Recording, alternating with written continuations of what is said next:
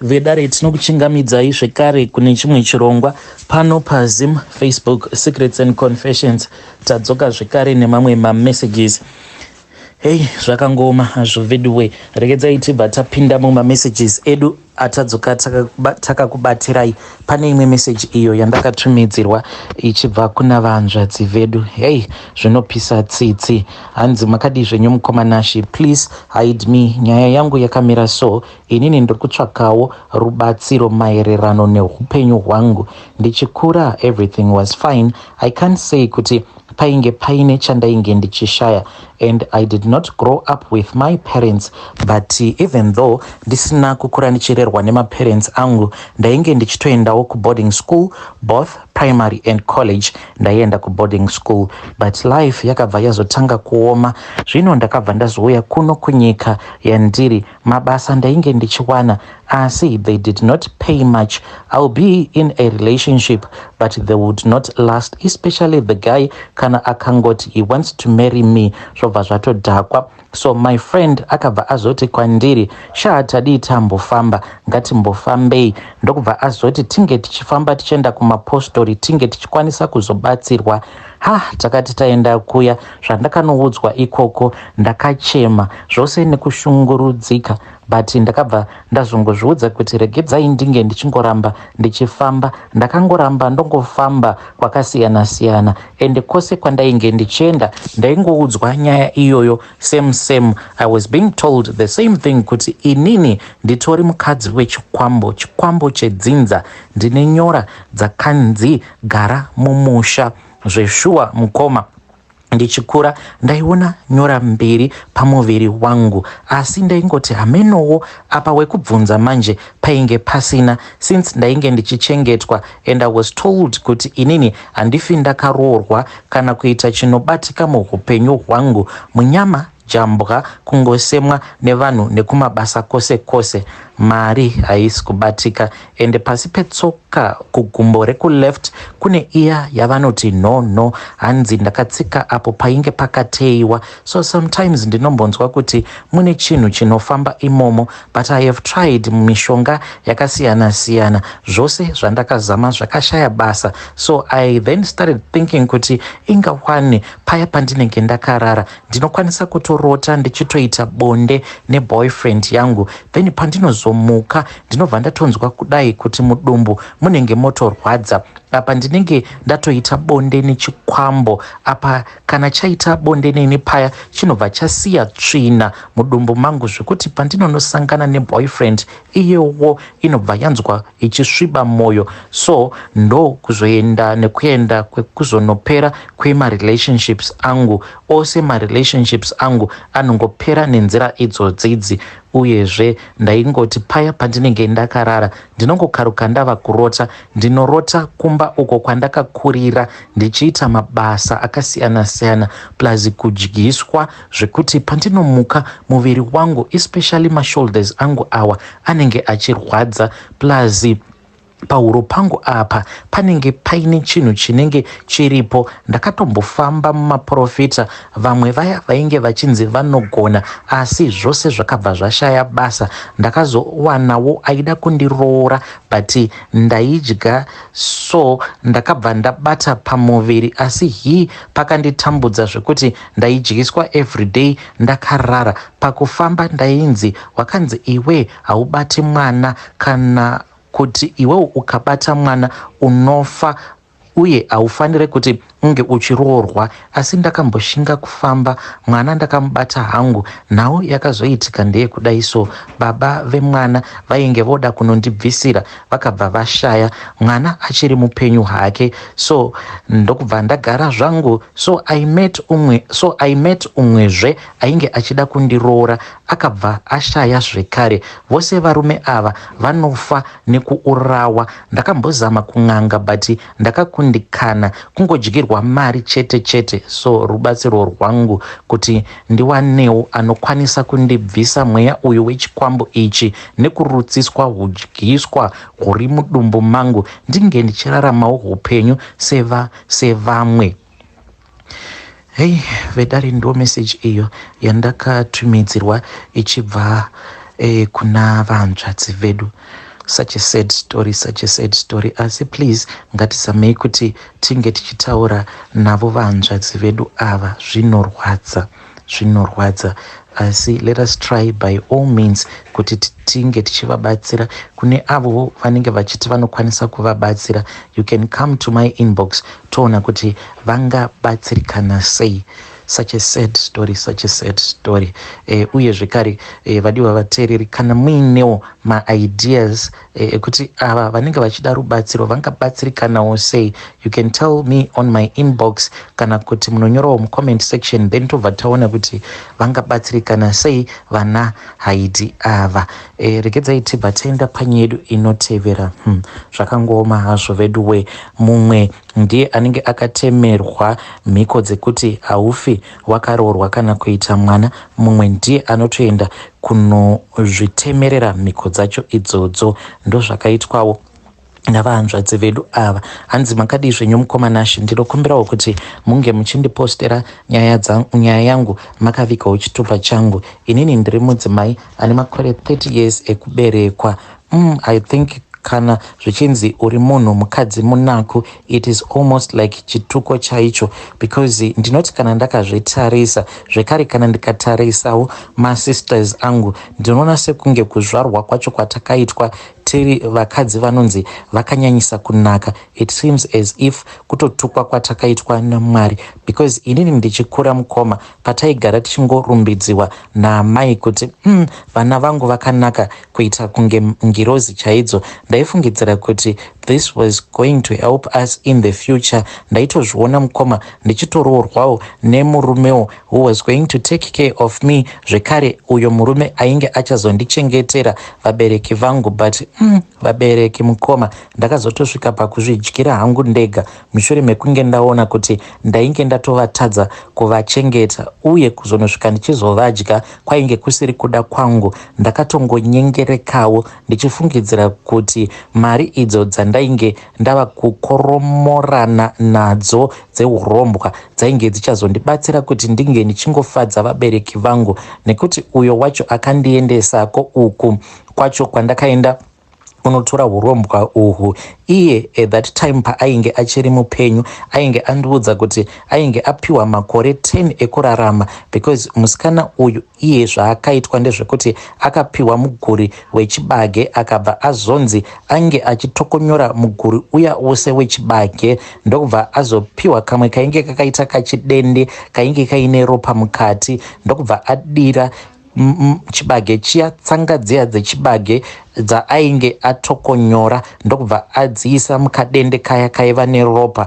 Then n'anga iyo yakandirombesa yakabva yazotora jongwe, uye jongwe iri ndakatoriona panguva yacho iyo yandakaenda kunoromba. Just that inini payakazokanda hakata dzayo pasi, iyo n'anga iyi yainge ichida kuona kuti inini mukuromba kwangu ndichasarudzirwa zvipi nedare rayo. N'anga iyi yaida kuona kuti ndicharombeswa nemupurwa here wainge uripo, mupurwa uhwo wekuti unokuyama kusvika wakubvisa chibereko chako wozokuita murume wako kweupenyu hwako hwose. Unenge uchitouya mupurwa uyu unenge uchitouya uchitoita bonde newe, but unenge usingashandise sikarudzi yawo, but unenge uchishandisa muswe. Ndakangonzwawo nevamwe vainge varipo vachiti izvi zvinorwadza, vachingonditi please namata kuti unge uchingonzi uchashandisa muviri wako. Ndakaudzwa neumwe musikana uyo anoshandidzana nen'anga iyoyo, pandakamubvunza kuti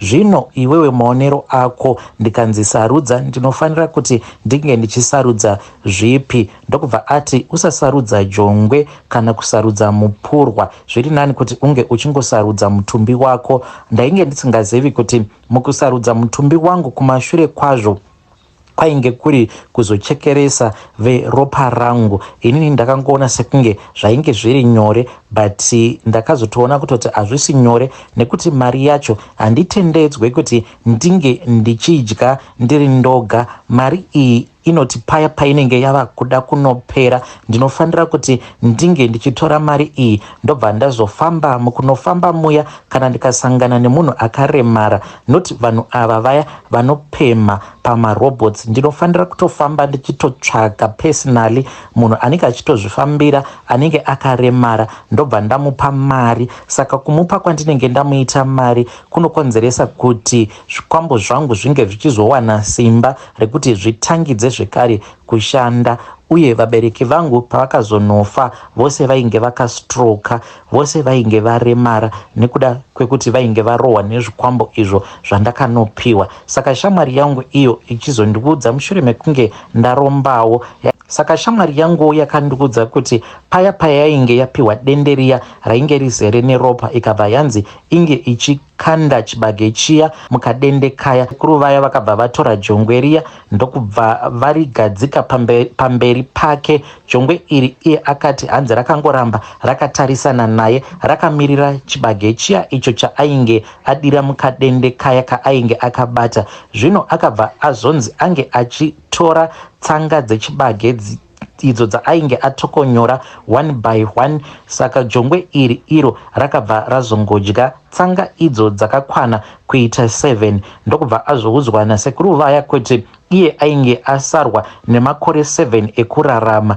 asi aikwanisa kuti ange achizopota achima-extenda, but mukuno extenda aifanira kuti ange achitsvakawo vanhu vekuti anenge achiuya navo kuna sekuru ava. Iye aifungidzira kuti anokwanisa kutoextendewa nemakore akati 1 day, but akazongoextendewa nemakore 2 ndokubva azoshayika. But by the time paakazoshayika iniwo ndainge ndatoromba, ende gore raakashaya ndo pandakabva ndazoudzwa kuti mhiko dzangu dzainge dzaexpire idzo dzandainge ndakaita, saka dzainge dzava kuda kuti dzinge dzichirinyuwiwa. Ndakabva ndabvunza sekuru ava kuti dzainge dzichida kurinyuwiwa nei, ndikabva ndanzi dzainge dzichida kuti dzinge dzichirinyuwiwa neropa revabereki vangu. Ndakarwadziwa mukoma, but kuti ndinge ndichiburitsa misodzi ndakabva ndaona kuti zvainge zvisingaiti, because mudare ravo sekuru ava misodzi haitendedzwi kuti inge ichiredzwa. Otherwise urimo mudare imomo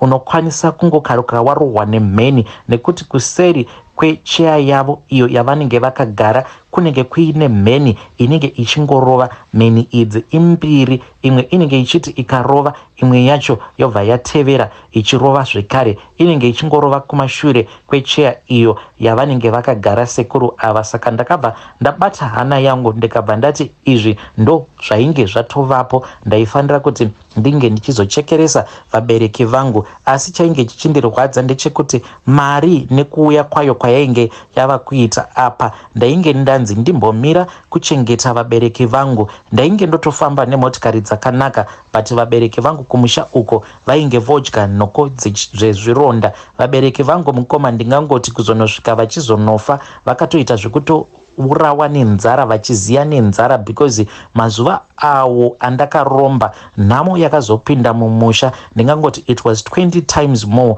Shavi chairo riya renhamo rainge rauya zvino rikabva raita pamba pevabereki vangu pamuzinda waro, zvekuti vanhu vaishaya kana mvura yekunwa nekuda kweshavi iri renhamo. Raisvika pakuboora migomo iya iyo yavainge vachizadza mvura yekunwa. That is how much poor my parents become at that time apo pavakazoshayika. Vabereki vangu mukoma ivo vakabva vazobatwa nestroke 1 by 1 kuzonosvika vachizonofa. Sababa vangu vainge vatopofomara, vainge vava kusakwanisa kuona, ndo pavakabva vazofa. Zvose izvi mukoma ndakazviudzwa ndirimo mudare muya. Ndakubva ndabuda paya ndikadzokera kumba ndakarwadziwa mukoma, because ndaifungidzira kuti izvo zvandainge ndakaitwa nen'anga iyi at the first time apo pandakaromba zvainge zvakatovharana, nekuti ndakati ndirimo mudare muya ndakabva ndazonzi ndinge ndichikurura nhumbi dzangu. Ndakati ndakurura nhumbi dzangu ndokubva ndazotorwa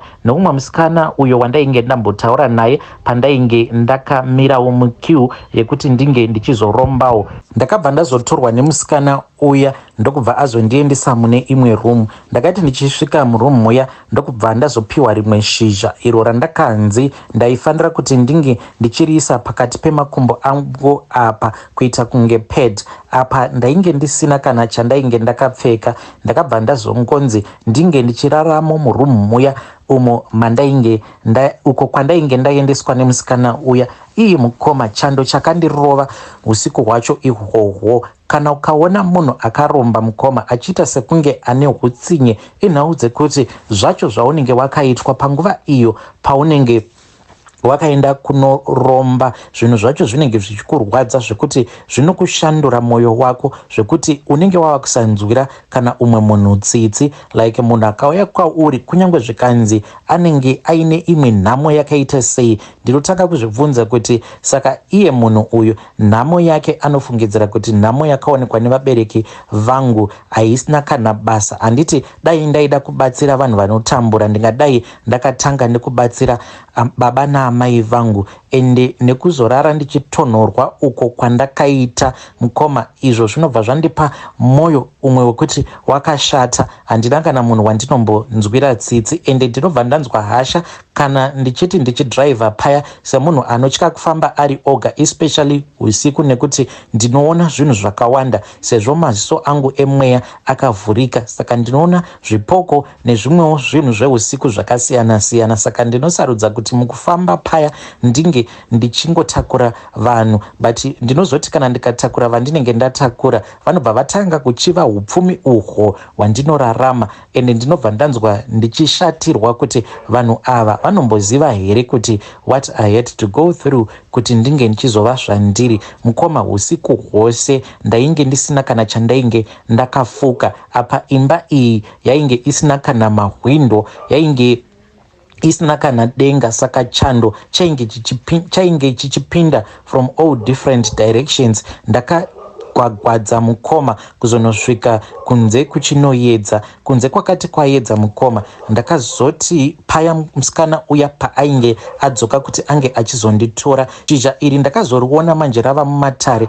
masekuru vaya, rainge riri mune chimwe chibhodhoro. So sekuru vaya vakabva vatanga kuita mhiko dzavo. Ndakabva ndanzwa imwe sharp pain mukoma zvekuti ndakagwadama pasi ndichichema nekuda kwepain iyo yandainge ndichinzwa. Izvo vainge vachidhonza chibereko changu ndakachiona mukoma, ndokubva chazoiswa mubhodhoro riya iro rainge riine shizha iro randainge ndarara ndakaisa pasikarudzi yangu. Ndokubva ndazonzi ndainge ndakasununguka kuti ndinge ndichienda zvangu, ndinge ndichinoenjoya upenyu hwangu. Mhiko dzacho dzandakaita ndidzodzo dzekuti ndichafa ndisina mwana, but ndainge ndichingofungidzira kuti sezvo ndainge ndatorerwa chibereko changu zvainge zvavharana, but ndainge ndisingazivi kuti kumashure kwazvo kwainge kuchazodiwa ropa rehama dzangu. Iyiwo ndo confession yanguwo iyi mukoma. Ndakazviita nekutambudzika, hakusi kunzi ndainge ndakazvironga.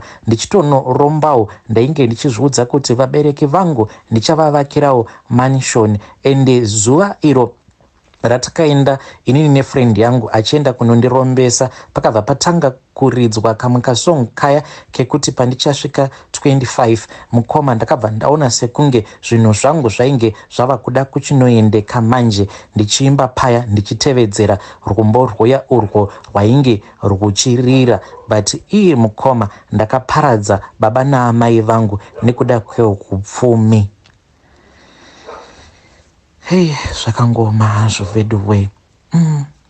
Hanzi patainge tiri munzira ndichienda kunoromba, pakabva patanga kurira song yekuti pandichasvika 25.